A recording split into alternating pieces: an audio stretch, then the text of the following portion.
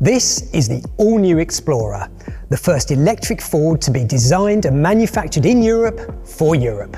It comes with rear and all-wheel drive, a claim range of about 300 miles, and it goes on sale in the UK by the end of 2023. Let's have a look at the key details of the all-new Ford Explorer.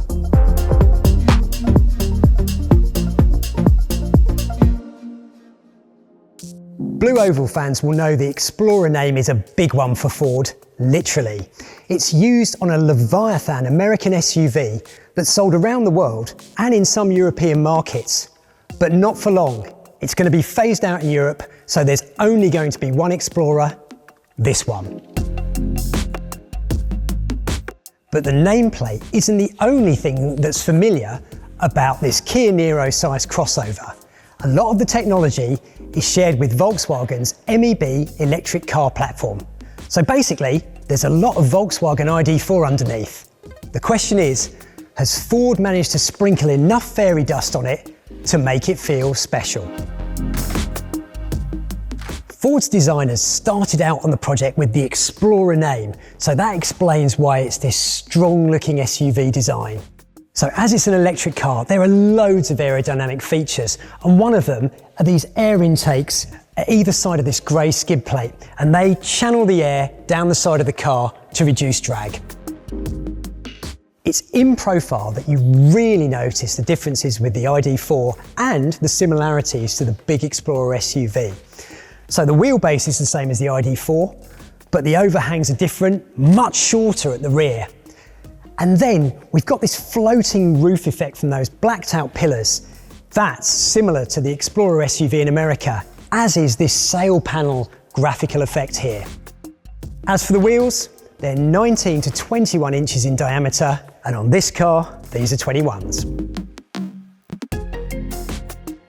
The Explorer comes with a choice of two battery sizes, 55 and 82 kilowatt hours. But those are the installed battery sizes. The usable amount is almost certainly 52 and 77 kilowatt hours, just like the Volkswagen. The entry-level 52 kilowatt hour Explorer has a 125 kilowatt electric motor driving the rear wheels. The projected range is 218 miles. This spec is pretty much identical to VW's base ID.4, which accelerates from standstill to 62 miles per hour in 9 seconds. It's with the bigger 77 kilowatt hour batteries where Ford has diverged from today's VW formula. The rear-wheel drive long range has a punchier motor with 210 kilowatts or 282 brake horsepower, and it travels a little further, 335 miles on the official test cycle. The long-range flagship gets an additional asynchronous motor on the front axle, providing torque on demand for four-wheel drive. The ID.4's GTX flagship is four-wheel drive, but its 220 kilowatt is upgraded to 250 kilowatt in the Explorer. That's 335 brake horsepower, and with more power, range naturally comes down to 305 miles.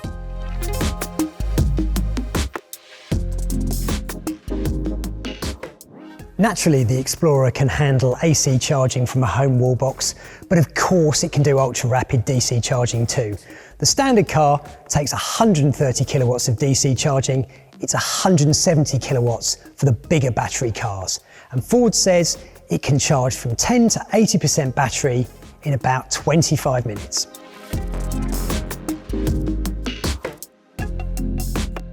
European Fords have been criticised for a while for being a bit functional and drab inside, but new Explorer really is a step change in quality.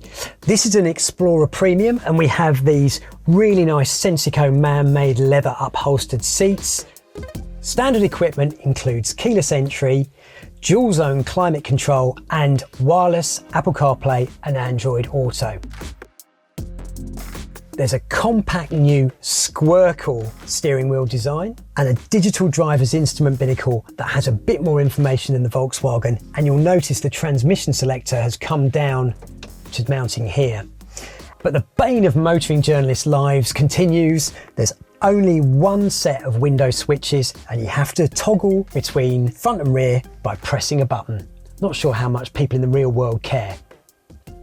Anyway, There are some really clever design features in the Explorer cockpit, so we're going to get up close and personal with the design model next door, where we can show you some of these hidden storage areas.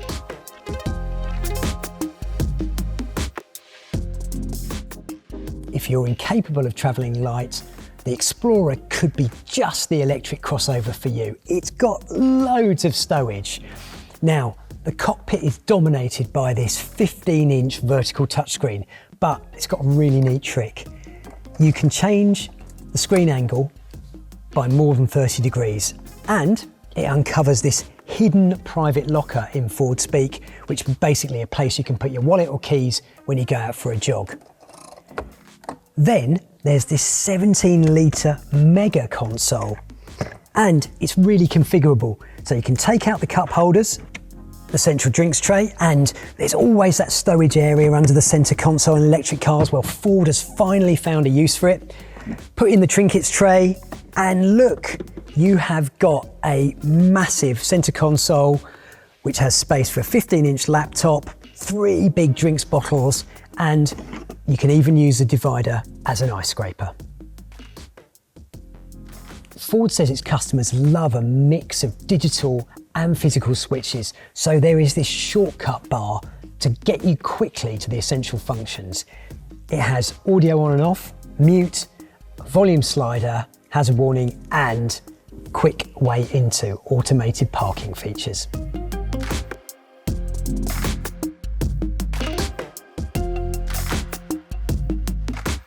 The boot stores 450 litres of luggage. That's almost a fifth smaller than the VW's. But you can drop the Ford's rear seats, and then you're presented with a low bay that stores in excess of 1,400 litres. The Explorer has some really up-to-date driver assistance features, thanks to a suite of 12 ultrasonic sensors, 5 cameras, and 3 radar. The first notable system is automatic lane changing. When you've got lane centering assist on, merely pull the indicator, the car will check down the blind spot that there's no oncoming traffic, and then it will automatically pull out and do an overtake. The other notable feature is clear exit assist. If you're about to open the car door onto an oncoming cyclist or vehicle, you'll get an audible and visual warning telling you to keep that door shut. Basically, it's like having eyes in the back of your head. So that is the new Ford Explorer. Now, the first car launch I ever went on was for the first generation Ford Focus, and it had a control blade rear suspension, groundbreaking, that gave it ride and handling that was absolutely class leading. And Volkswagen had to respond by fitting an independent rear suspension to the Golf. Now, a lot has changed in 20 years. American car makers have struggled in Europe. They've lost market share to the Koreans, to the premium German car makers.